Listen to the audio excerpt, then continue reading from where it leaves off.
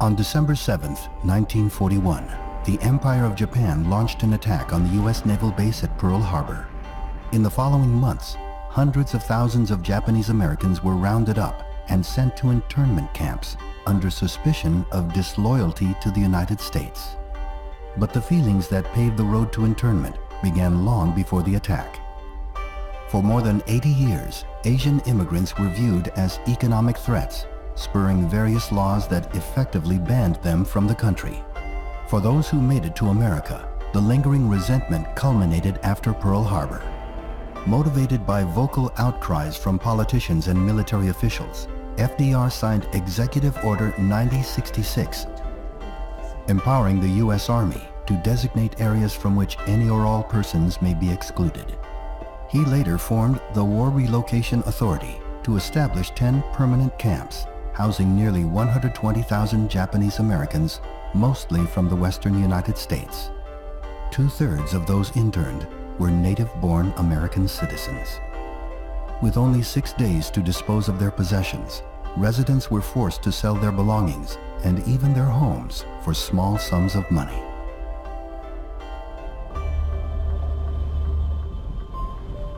Internment camps were often situated in isolated deserts, prone to harsh weather, and surrounded by barbed wire and guard towers. Within the barracks, internees lived in small one-room apartments with little privacy and constant surveillance. They were only given a standard army cot, blankets, and a small heating stove. Despite these difficult living conditions, internees tried to establish a sense of community, creating newspapers, schools, churches, and farms. Even in the face of persecution, young men came forth to join the military. Nearly 33,000 Japanese Americans served during World War II, many of whom became highly decorated for their valor in battle.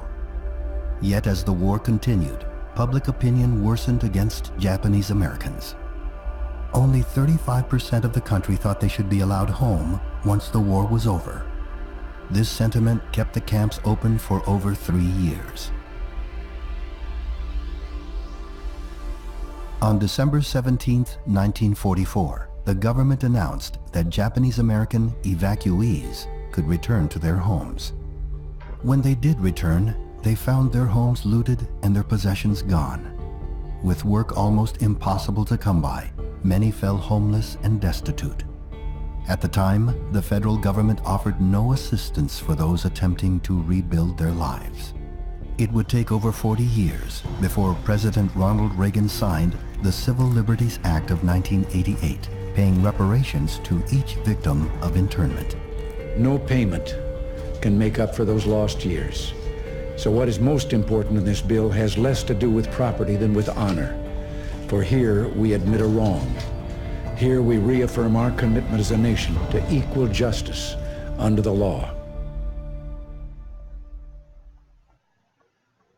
On February 19th, 1942, an executive order was issued authorizing the Army to round up men, women, and children of Japanese ancestry and take them to these camps. The events as they unfolded obviously suggested that if we were to be members of our society here, then we had to demonstrate and prove to our neighbors that we were good Americans. Today's generation may not agree with us, but at that time we felt that if need be, we must spill some blood to demonstrate this. And so we insisted upon giving an opportunity to fight. But yet, there were certain assignments that were kept secret for a while.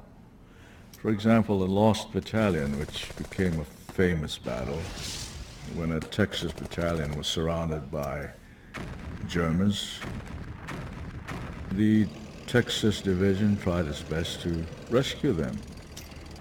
They sent 2 regiments up there, and they weren't successful, so they dragged us out from another sector and said, "You go get them."